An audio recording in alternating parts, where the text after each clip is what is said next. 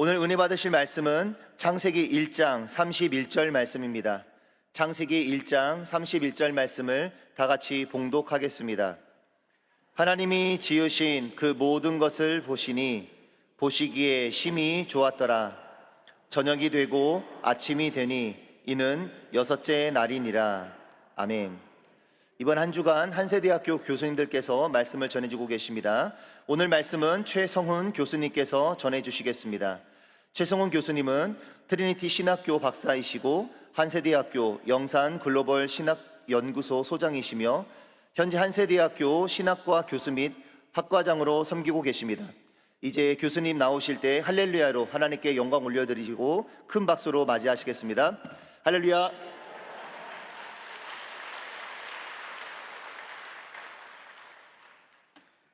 할렐루야. 여러분 반갑습니다. 오늘 80주년 광복절인데요, 이 아침 여러분을 뵙게 되니까 더욱더 반가운 것 같습니다. 잠깐 기도하겠습니다.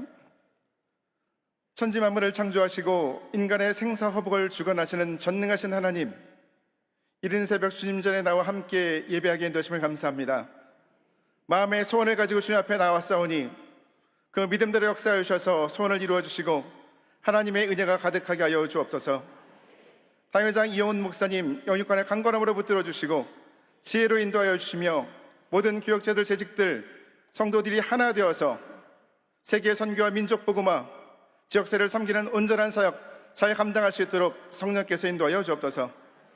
이 시간 종의 입술을 주장하여 주셔서 은혜의 말씀, 능력의 말씀, 회복과 치유의 말씀 먼저 선포할 수 있도록 인도하여 주옵소서. 예수 이름으로 기도하옵나이다. 아멘.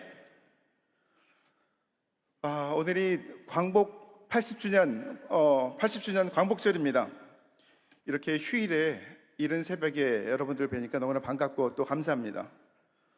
역대 대통령들의 광복절 경축사를 보면 반복되어서 강조되는 단어들이 있습니다.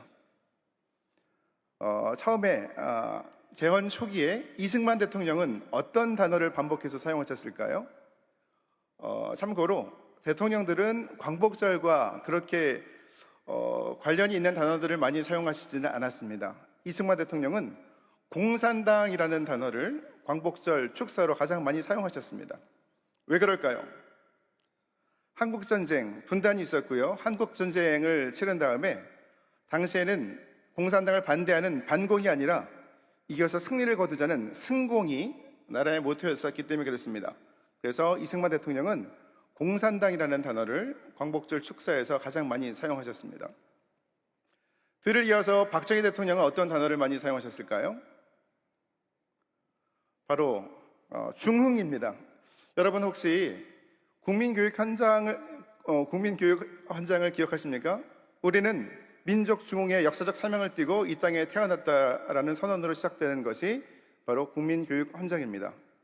박정희 대통령은 광복절 축사에서 중흥이라는 단어를 가장 많이 사용했습니다. 그 뒤를 이은 전두환 대통령은 어떤 단어를 많이 사용했을까요?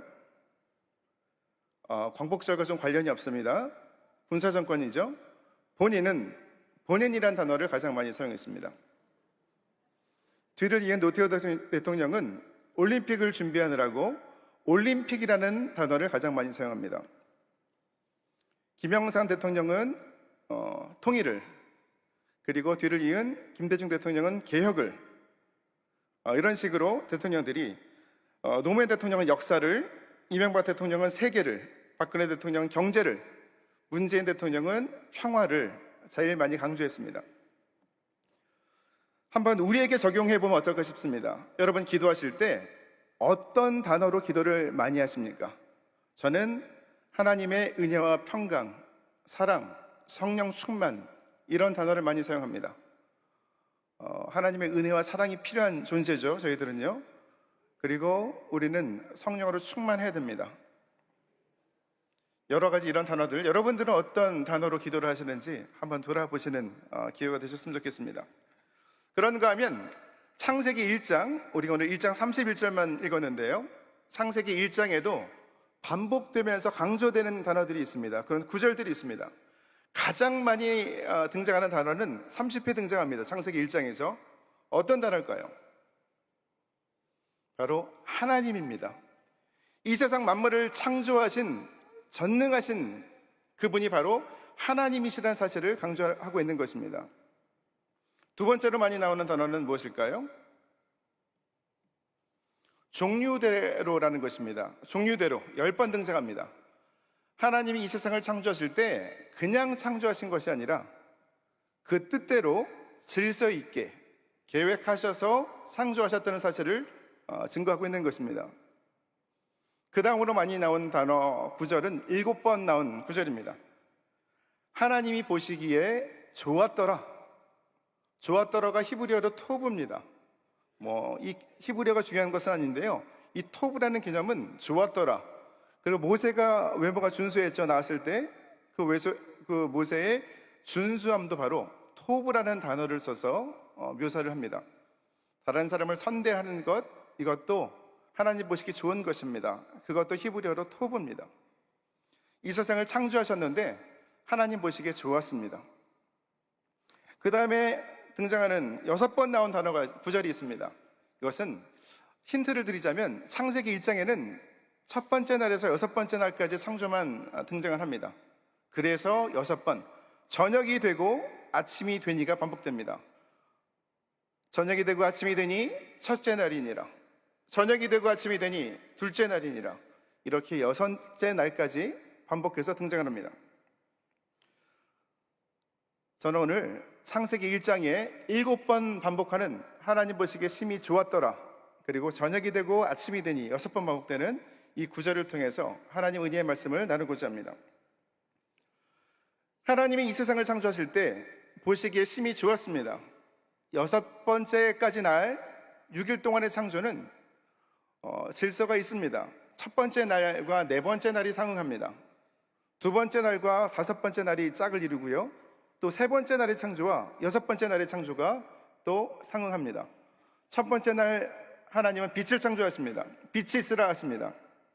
그래서 이 세상에 질서가 생기기 시작하고 어두움 가운데 광명이 비치기 시작하는 것이죠.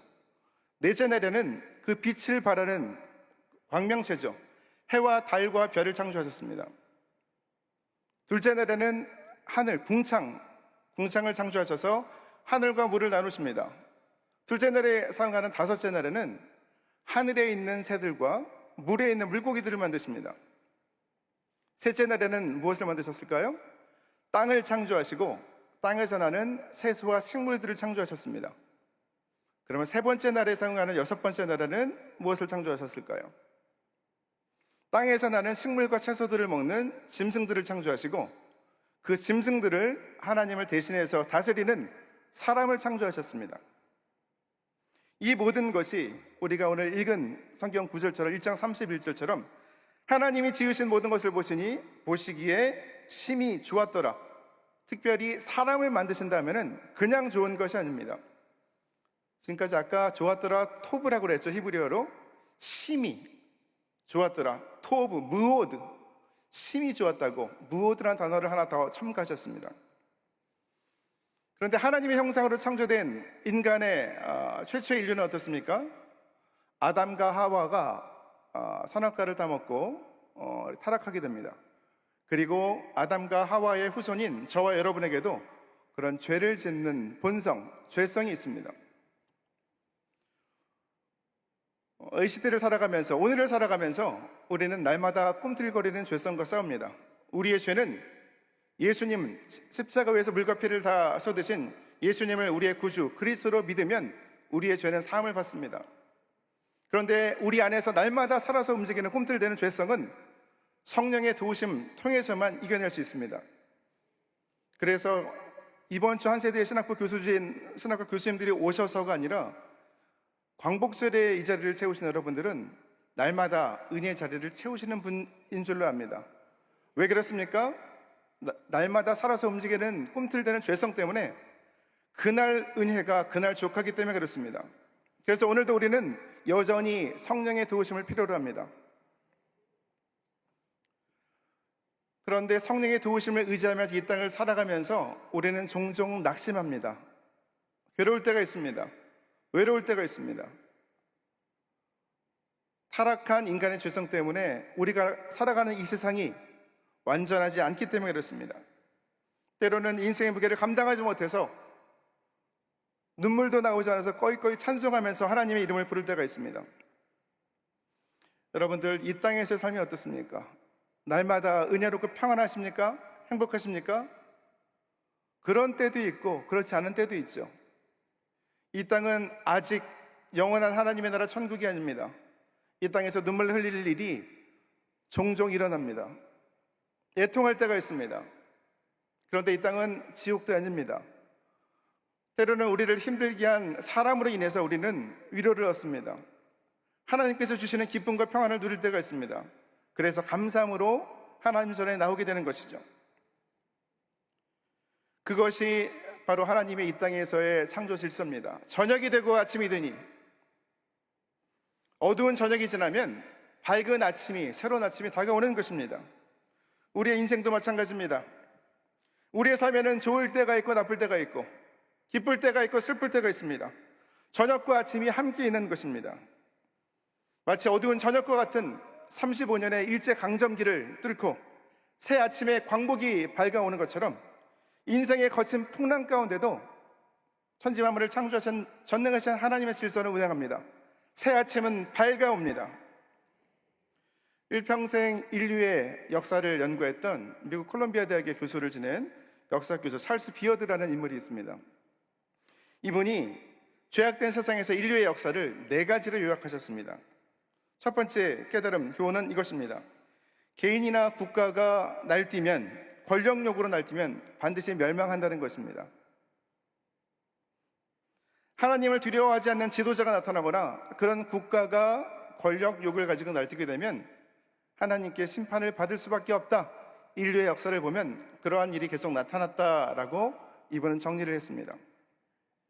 두 번째, 그런 악인을 심판하시는 하나님의 맷돌은 있는지 없는지 분간도 안 될 정도로 그렇게 미세하지만, 그런 미세함 가운데 하나님의 심판의 맷돌은 정확하다라는 것입니다.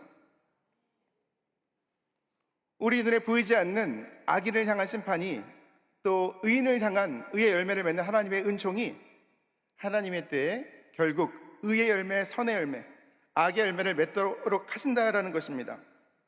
모든 행위와 모든 은밀한 일을 선악간에 심판하시는 하나님께서 세원대로 거두게 하시는 것입니다. 그러므로 우리는 우리가 악을 갚으려고 노력할 필요가 없습니다. 솔로몬도 그렇게 말을 합니다. 잠언서를 통해서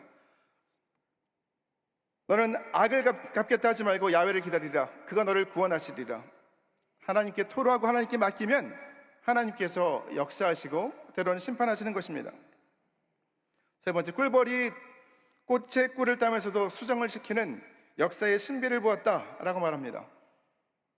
꿀은 강탈자입니다. 꿀벌은 강탈자입니다. 꽃들에게 가서 꿀을 다 빼앗아가는 그런 모습이 이 땅에 가득한 악인의 모습과도 같다고 이 비어들은 이렇게 정리를 합니다.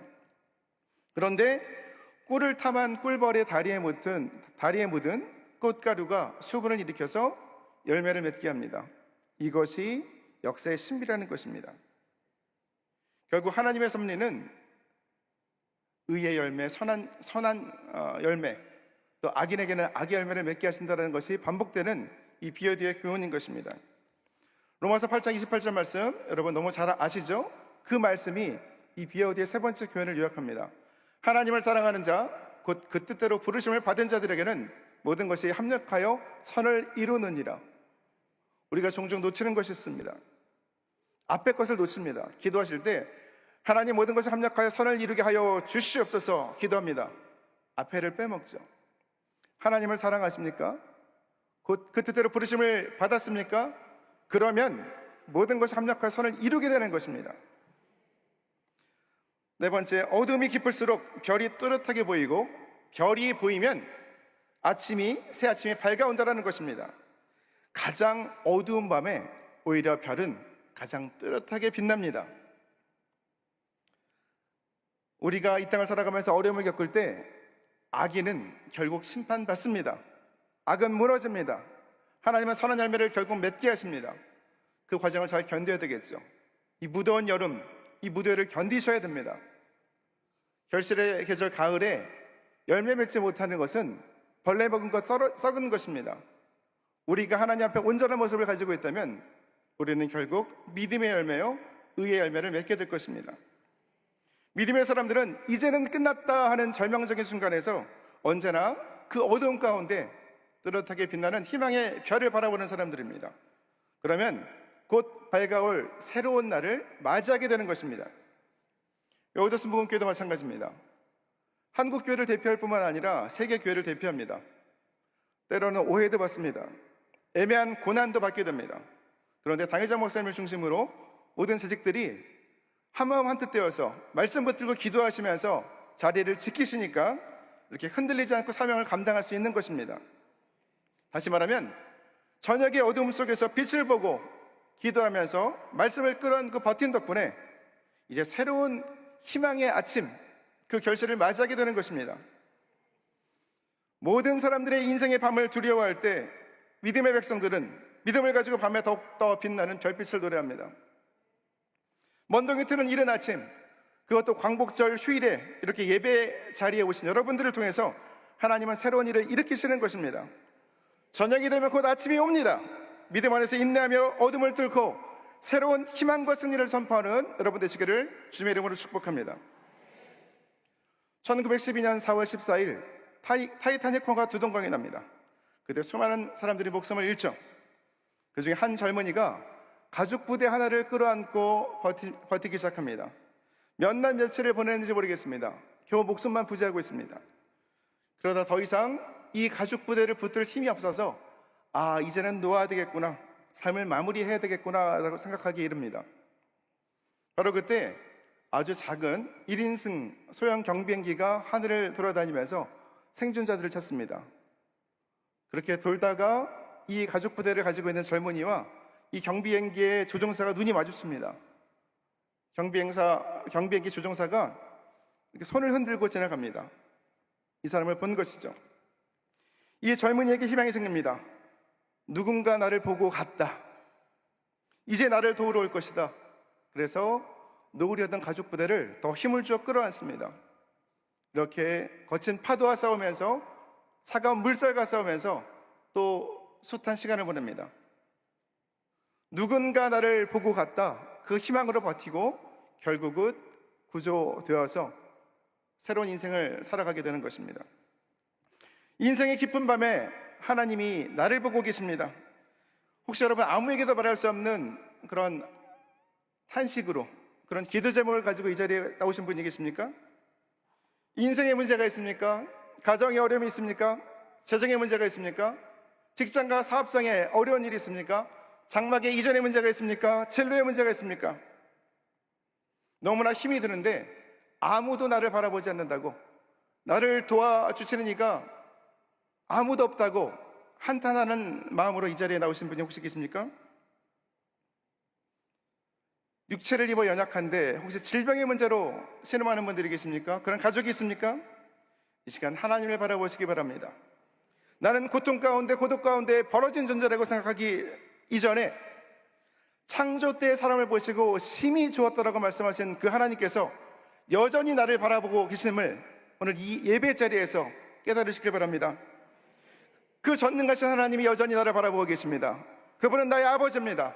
사랑의 아버지와 위로의 아버지십니다. 지금도 그분께서 나를 바라보고 계십니다. 다니엘의 세 친구 사드락과 메삭과 아벳느고는 느부갓네살 왕이 만든 금신상 앞에 절하지 않아서 풀무불에 던져집니다. 성경은 이 세 사람의 독실한 신실한 젊은이들이 왜 이렇게 풀무불에 던져지는데도 하나님은 움직이고 계시지 않는가에 대해서 설명하지 않습니다. 담담하게 그 장면을 다니엘서는 기록합니다. 그런데 분명한 사실은 풀무불에 던져진 사람은 세 사람이었는데 그 가운데 빙글빙글 돌고 있는 사람은 네 사람이었다는 것입니다. 느부갓네살 왕은 다니엘서 3장 25절을 통해서 그 네 번째 사람의 모습이 신들의 아들과 같도다라고 말합니다. 그렇습니다. 우리 주님께서 그들과 함께 계신 것입니다. 뜨거운 풀무불 가운데서 젊은이들을 지키고 계셨다는 것입니다. 내가 고난을 당할 때, 고통 가운데 있을 때, 넘어져 울고 있을 때, 아무도 나를 도와주는 것 같지 않을 때, 그런 사람이 없는 것 같을 때 하나님께서 왜 나를 이 고난 가운데서 건져주시지 않는가를, 왜 울게 내버려 두셨는가를 성경은 대답해 주지 않습니다. 그런데 분명한 한 가지 대답이 있습니다. 내가 울고 있던 그 자리에 하나님이 함께 계셨다는 것입니다. 그러므로 내가 홀로 고통당한 것이 아닙니다. 내가 고통을 이겨낸 것이 아닙니다. 하나님이 나를 이기게 하시고 내가 이 고통을 감당하게 하신 것입니다. 하나님이 내 고통을 알고 계십니다. 하나님이 지켜주십니다. 그 하나님이 건져주십니다. 그 하나님께서 여호수아 1장 9절을 통해서 이렇게 말씀하십니다.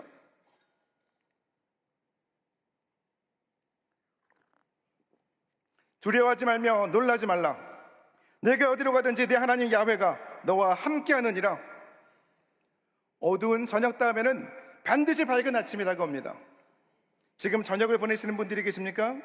고난의 한밤중에서 울고 계신 분들이 있습니까? 기억하시기 바랍니다. 우리 하나님은 시편 121편 3절 4절 말씀이죠.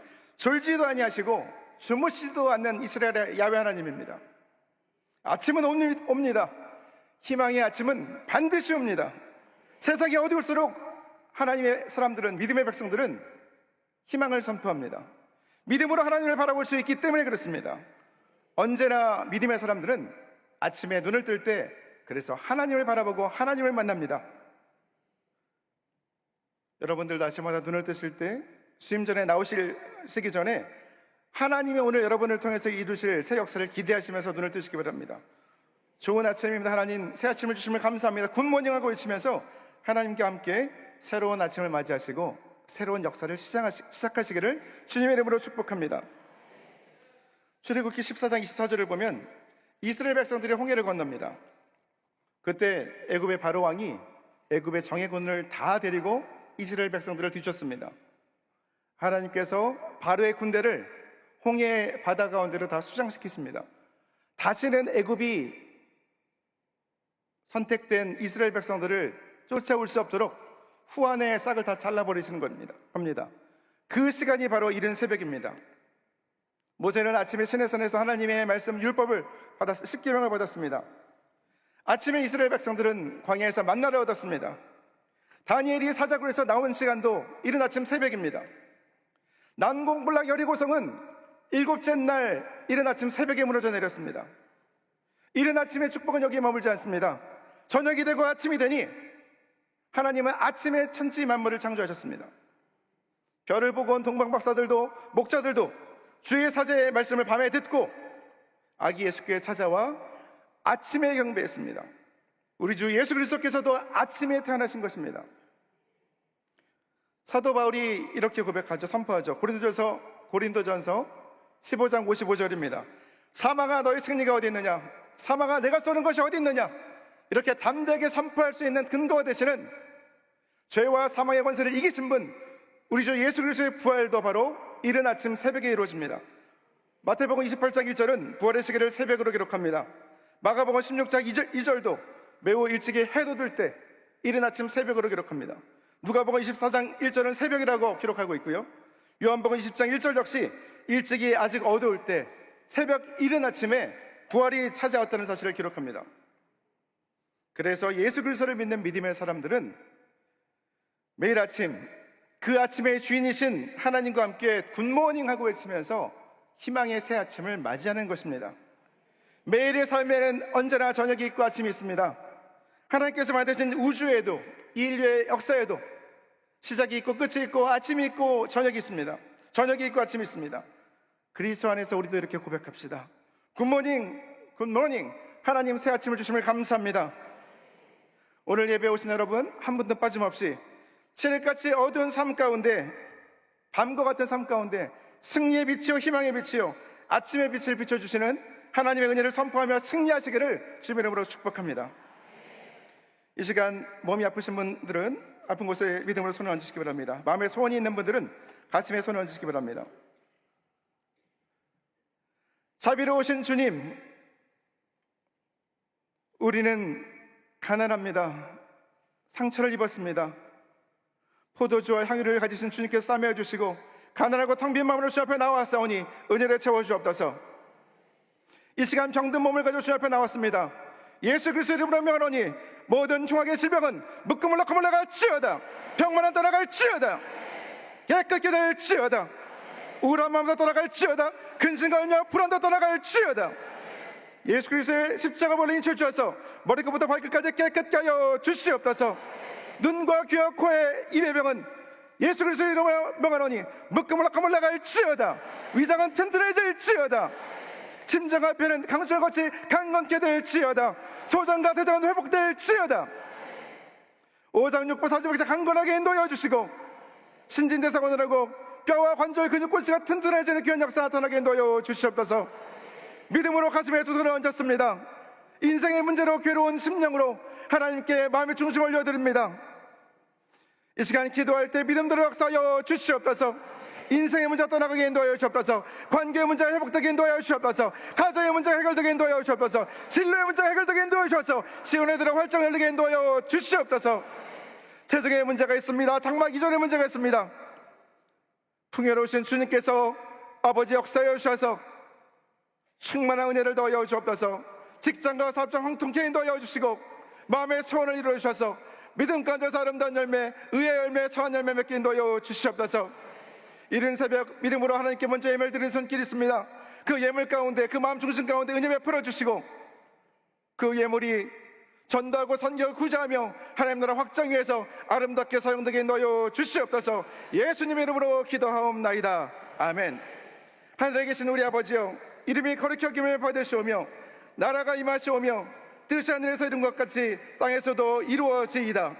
오늘 우리에게 일용할 양식을 주시옵고 우리가 우리에게 죄 지은 자를 사하여 준 것 같이 우리 죄를 사하여 주시옵고 우리를 시험에 들게 하지 마시옵고 다만 악에서 구하시옵소서. 나라와 권세와 영광이 아버지께 영원히 있사옵나이다. 아멘.